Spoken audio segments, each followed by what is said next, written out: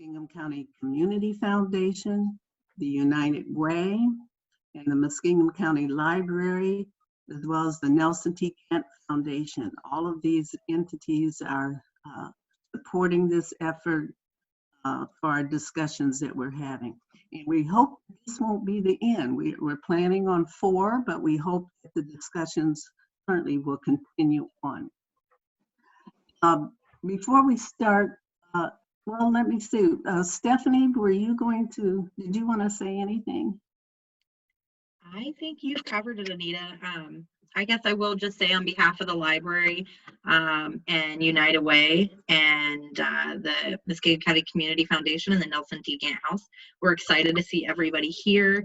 The library, you'll see some library staff in each of the breakout rooms. We are your tech gurus, so you might just see us popping in and out, and if you have any questions, just let us know. But we're excited to have so many people. We have 61 participants right now, so this is a great starting off point.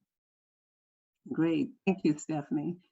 I want to take just a few minutes and talk a little bit about our protocol for our discussions, and I'll say, we know that a lot of times it's difficult to talk about race. It's kind of like politics and religion, people hold on to their beliefs and they want to defend their perspective, and they have certain beliefs that have been with them for a long time, and sometimes those get challenged. So as a result, sometimes people get very uncomfortable and they get angry. But we're going to take a slightly different route. Over the past few months, I know that maybe some of you have been feeling uncertain, feeling maybe afraid or confused, not understanding, wondering what to do. What do we do in this time of pandemic and protests and all the different things that have been going on for the past few months, the stay-at-home orders and so forth. But we know that the United States is, there's no other country as multiracial and multicultural as the United States. We have a kaleidoscope of world culture. So it's imperative that we work together.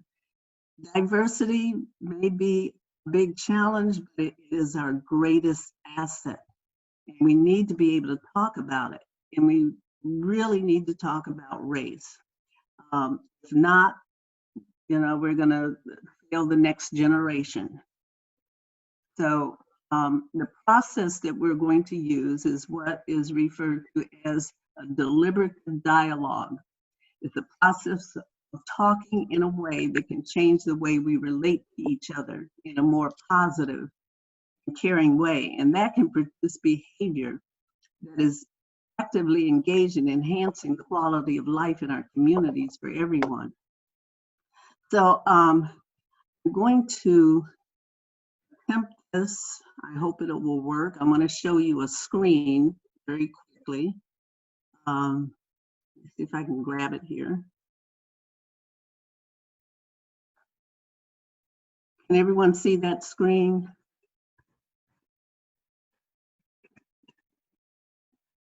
Okay, so this screen shows 3 columns: debate, dialogue, and deliberation. Debate is typically where each party presents its side or perspective, and it's more like a contest. It tries to persuade, it tries to convince, and it causes people to dig in with the perspective. We're not going to debate. Dialogue in the middle column explores, educates, and seeks to understand, but it is also non-decisive. We can dialogue all day about things, and it often enhances understanding and helps to build relationships, but it doesn't always come to any decision about what we're going to do. Deliberation, which is the last column, if you look at some of the words there, is similar to dialogue, but it goes further. Deliberation seeks both to educate and to decide. It seeks integrative decision, common ground, helps us to frame choices where we can all benefit. It's usually slower and it takes time, and that's why we're hoping that these discussions will continue even after these first 4. So we're asking that you truly open your ears and listen as others talk, make every effort to understand. If you feel some discomfort, instead of responding, take a moment to reflect on where that emotion is coming from and why are you having that emotion. It doesn't mean that we can't address that discomfort, but give yourself time to reflect. So again, everyone has an equal voice. We may not always agree, but we can be respectful of one another and focus on how you can make things better. Evaluate your own biases, because we all have them. Get in touch with your personal values and beliefs as you listen to the information and as you share. We'd like for you to be authentic in your sharing. Learn how these issues impact each other. None of us are experts. We're all here to learn. If we were already experts about this, we probably would have gotten rid of racism a long time ago. But racism does hurt all of us. None of us started it. You didn't start it, I didn't start it, but we can take responsibility for eliminating it. And I always think of it as like smog in the air. It's all around us. How then are we going to lift this smog? So think about what you're learning, what solutions you may formulate. We're going to have 4 sessions. During the first part of the session, the facilitators and in some cases guest speakers will provide information. And then we'll go, after about 30 to 40 minutes or so, we'll go into breakout rooms. And that's where you'll have an opportunity to talk about these issues and guided by the 4 facilitators. So with that, I think we will just, and after we go into the breakout rooms, then we'll come back to the whole group at the very end of the last 10 minutes or so for a wrap up.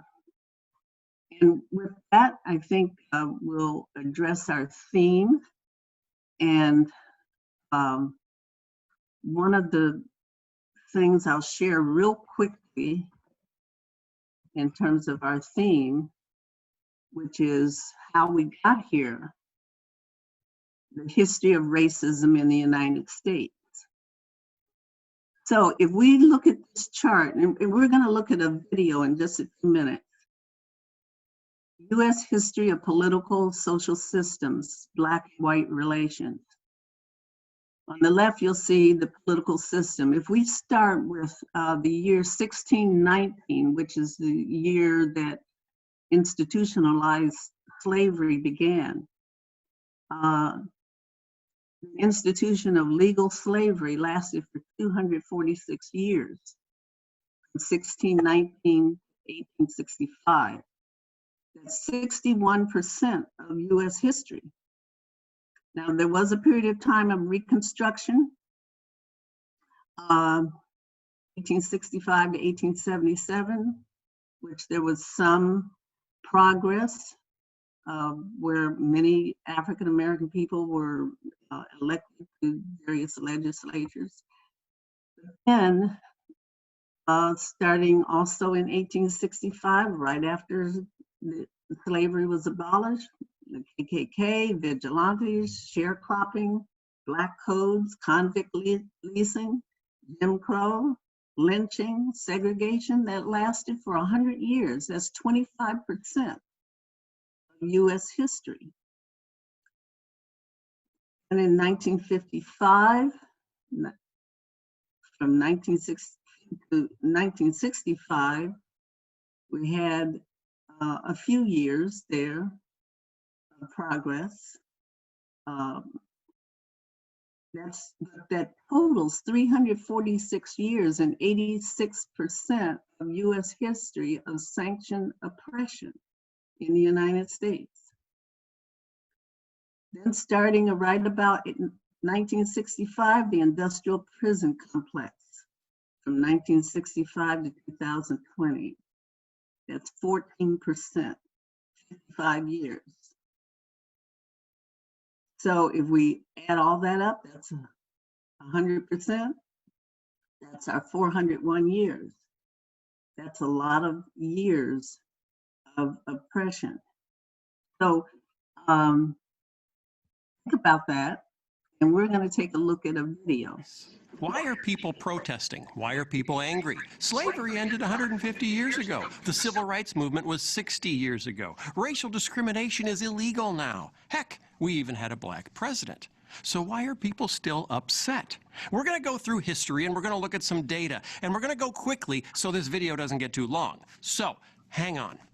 These are two households in America. One is black, the other is white. Today, the average black household has 60% of the income of the average white household, but only 1/10 of the household wealth. Why does that matter? Well, household wealth helps send kids to school, helps launch small businesses, stabilizes loss of income, and helps families survive catastrophic events like divorce or unemployment.